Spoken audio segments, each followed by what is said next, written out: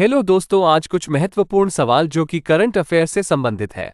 हमारे चैनल पर पहली बार आए हैं तो चैनल को सब्सक्राइब और लाइक कर दे।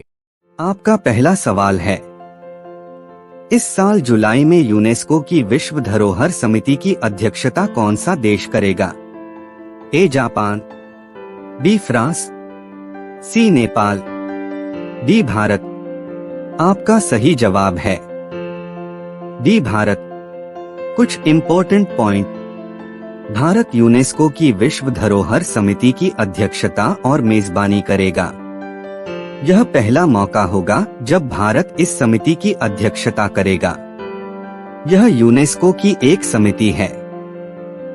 विश्व धरोहर समिति ने अपने 19वें सत्र में 46वां सत्र भारत नई दिल्ली में आयोजित करने का निर्णय लिया था, जो 21 जुलाई से 31 जुलाई 2024 तक आयोजित किया जाना है। आपका अगला सवाल है, हाल ही में किस राज्य में कॉलेज फगथांसी मिशन की शुरुआत की गई? ए मेघालय, बी मणिपुर, सी असम, डी अरुणाचल प्रदेश। आपका सही जवाब है बी मणिपुर। कुछ इम्पोर्टेंट पॉइंट। मणिपुर के मुख्यमंत्री एन बीरेन सिंह ने बिष्णुपुर जिले में विभिन्न विकास परियोजनाओं का शिलान्यास और उद्घाटन करते हुए कॉलेज फगथांसी मिशन की शुरुआत की। मुख्यमंत्री ने मोइरंग कॉलेज में आयोजित एक समारोह में राज्य में सरकारी कॉलेजों को बेहतर बनाने के लिए कॉलेज फगाथंसी मिशन की शुरुआत की। मुख्यमंत्री ने कहा कि कुल मिलाकर 24 कॉलेजों को मिशन के तहत लिया गया है और प्रत्येक महाविद्यालय में 2.5 करोड़ रुपए की लागत से सुविधाएं विकसित की जाएंगी। आपका अगला सवाल है, एलिजाबेथ बोर्न किस देश की प्रधानमंत्री थी जिन्होंने हाल ही में इस्तीफा दिया है? A France, B Argentina, C पुर्तगाल, डी आयरलैंड। आपका सही जवाब है ए फ्रांस। कुछ इम्पोर्टेंट पॉइंट। फ्रांसीसी प्रधानमंत्री एलिजाबेथ बोर्न ने अपने पद से इस्तीफा दे दिया है। फ्रांस के राष्ट्रपति इमैनुएल मैक्रोन ने अभी नए प्रधानमंत्री के नाम की घोषणा नहीं की है। एलिजाबेथ बोर्न 62 वर्ष की आयु में प्रधानमंत्री बनने वाली केवल दूसरी महिला थीं। बोर्न की जगह लेने वाले संभावित उम्मीदवारों में 34 वर्षीय शिक्षा मंत्री गैब्रियल अटाल और 37 वर्षीय रक्षा मंत्री सेबेस्टियन लेकोर्नु का नाम शामिल हैं। आपका अगला सवाल है, वाइब्रेंट गुजरात ग्लोबल समिट के मुख्य अतिथि कौन थे?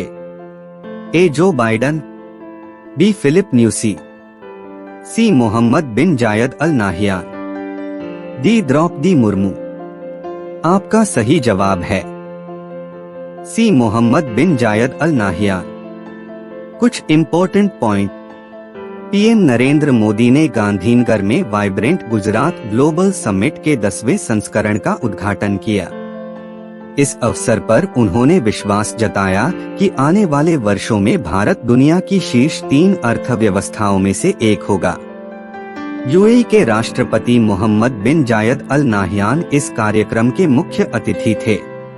आपका अगला सवाल है, मोहम्मद शमी सहित कितने खिलाड़ियों को अर्जुन अवार्ड से सम्मानित किया गया? ए 20, बी 23, सी 26, डी 30। आपका सही जवाब है सी 26। कुछ इम्पोर्टेंट पॉइंट। भारतीय क्रिकेटर मोहम्मद शमी भारत की राष्ट्रपति द्रौपदी मुर्मू द्वारा अर्जुन पुरस्कार से सम्मानित किया गया।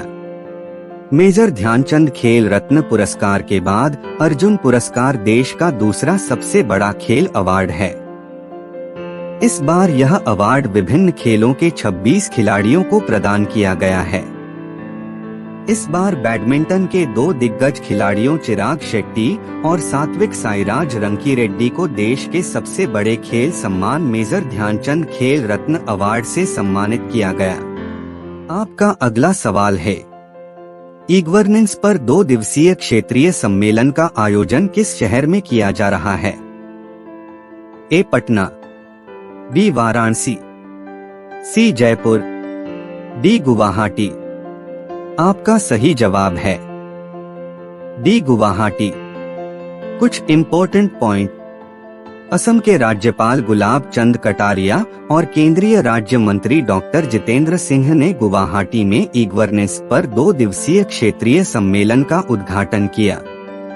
असम सरकार के सहयोग से 8 पूर्वोत्तर राज्यों और पूर्वी क्षेत्र के 4 राज्यों को शामिल करते हुए जनवरी के 9 से 10, 2024 को 2 दिवसीय सम्मेलन का आयोजन कर रहा है।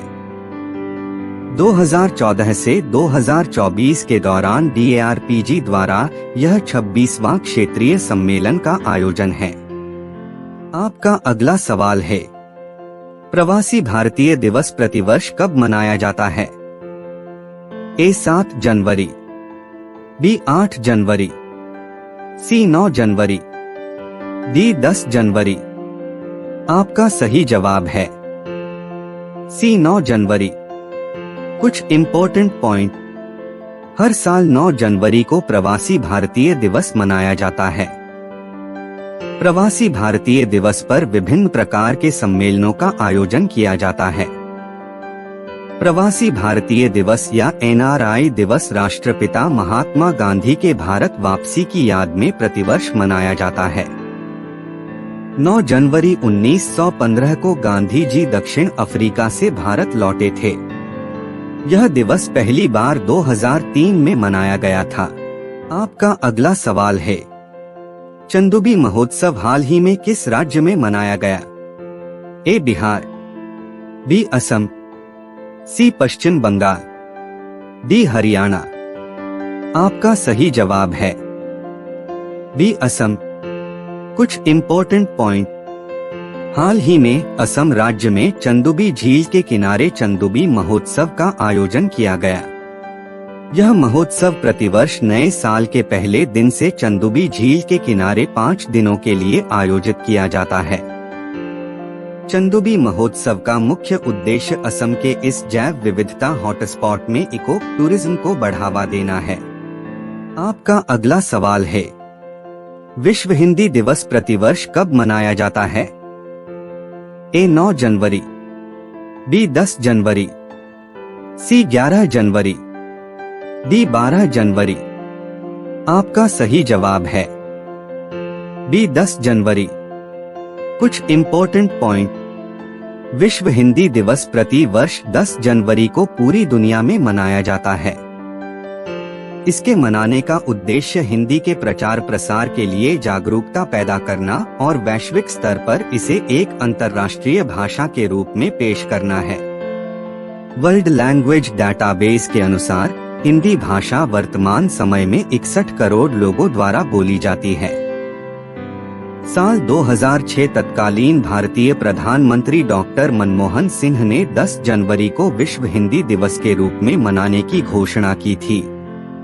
राष्ट्रीय हिंदी दिवस प्रतिवर्ष 14 सितंबर को मनाया जाता है। ऐसे ही वीडियो देखने के लिए हमारे चैनल को सब्सक्राइब और लाइक जरूर करें।